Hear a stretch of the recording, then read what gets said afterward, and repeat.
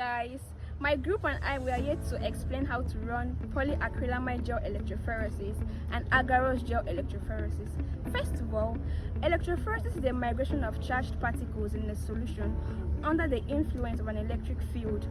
Polyacrylamide gel electrophoresis and agarose gel electrophoresis are both types of gel electrophoresis, and for the purpose of this video, we are going to be starting with the polyacrylamide gel electrophoresis. Polyacrylamide gel electrophoresis, also known as PAGE, is the most widely used electric method to resolve separate components of protein molecules based on size, shape, or charge. As we all know, protein is a biomolecule made up of amino acid that is linked together by peptide bond. This protein can exist as a single polypeptide chain or can be made up of multiple polypeptide chains. Their folding shape, chemical bond, and intrinsic charges determines how they behave in biochemical techniques such as electrophoresis. So we have two different molecules, protein molecules. We have protein A, B, and C. The protein A is a single subunit folded protein with intrinsic charges, and that of B and C is a protein with two subunits B and C joined by a disulfide bond. And this disulfide bond can be broken down by reducing agents such as the beta-mercaptoethanol. Furthermore, these protein molecules are then loaded into the sample. Okay, the next step is the sample preparation step. You mix the samples with sample buffer. This buffer typically contains SDS, which is sodium dodecyl sulfate. It helps to denature proteins and give them a uniform negative charge. Then we further move to heating the samples. You heat the samples from 100 degrees Celsius for 3 minutes to ensure complete denaturation. As you can see on the cardboard, this is where it is heated with the SDS, and these are the denatured protein with uniform negative charge. Then lastly, we centrifuge. Briefly centrifuge the samples to collect the liquid at the end of the test tube. Next step is preparing the gel and loading the samples. The diagram here shows us the structure of the gel. We have the stacking gel. It has wells where samples are being loaded. We have the resolving gel. It aids the separation of proteins based on their molecular weights. Then we have the glass plates. The diagram here shows us what happens after the gel is being loaded. Using a micropipette, the samples are correctly loaded into the wells of the stacking gel. After loading, an electric current is applied. Then the proteins are moved from top to bottom depending on their molecular weight. The last step is the electrophoresis. After you've prepared your gel and loaded your samples, these are the steps to run the electrophoresis. Firstly, you have to connect the power supply. You place the electrophoresis tank, then you connect. The red wire indicates the positive terminal, while the black wire indicates the negative terminal. Secondly, you have to apply electric current. You switch on the power supply and set the voltage. The electric field pushes the molecule through the gel. You have to monitor the run. Let the gel until the tracking die moves to the bottom of the gel. This shows that the separation is complete. Lastly, you have to turn off the power and dismantle. When the tracking gel reaches the bottom, turn off the power supply, disconnect the wire, open the chamber, remove the gel for staining. As shown on the diagram, this is the electrophoresis tank.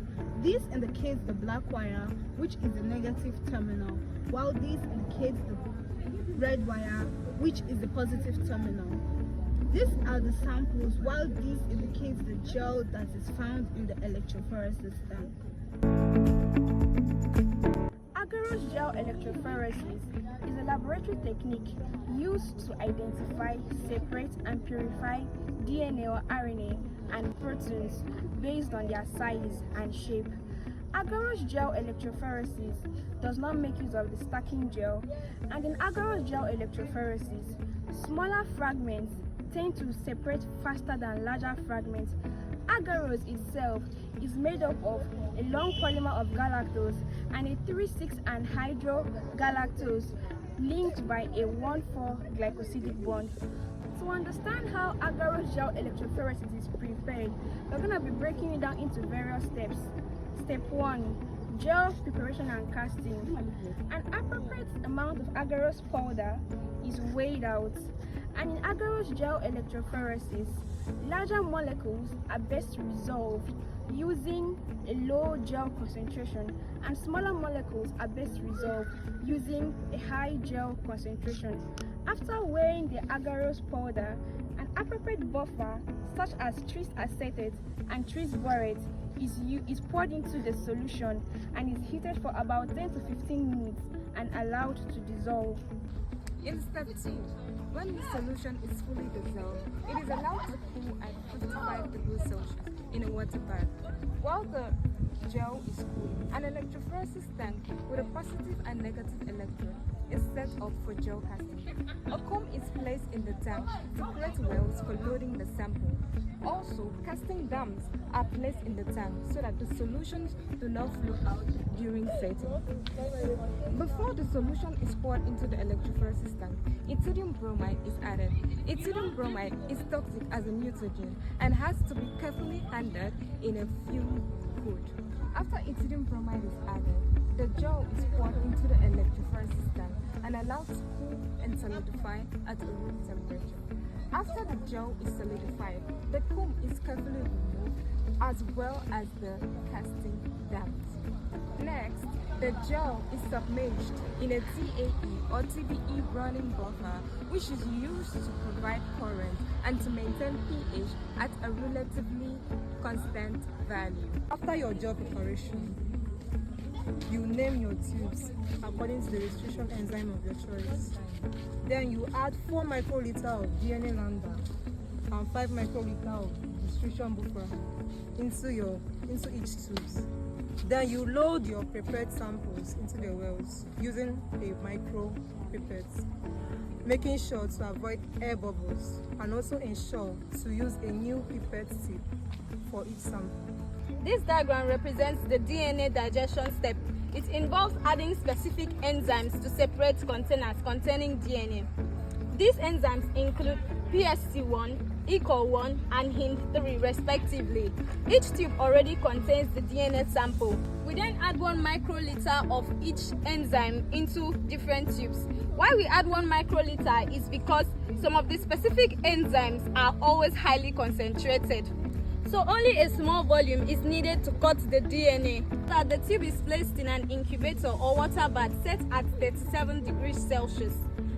The tube labeled lambda is kept in the refrigerator, and it is kept in the refrigerator because it serves as a control DNA and is stored separately to avoid heat damage and contamination. It is stored at 4 degrees Celsius till it is ready for the next step.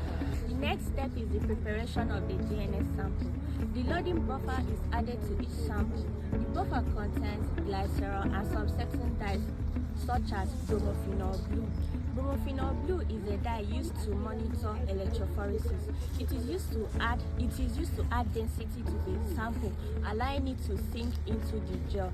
It also provides color and simplifying the loading process. Before loading the sample into the well, about 2 to 5 micrometer of sample is added with a drop of bromophenol blue. Then the electrophoresis is carried out at the electric field of about 5 to 10 volts per centimeter. The next step is to apply electric current to put the sample through the gel. After adding the samples into the well, the lid is placed on the electrophoresis tank. Electric current is applied to pull the sample based on their charge and sizes. The DNA molecule will travel into the gel at different speeds. The DNA molecule has a negative charge because of the phosphate group. Once the DNA fragment is separated, the gel is then placed under ultraviolet light.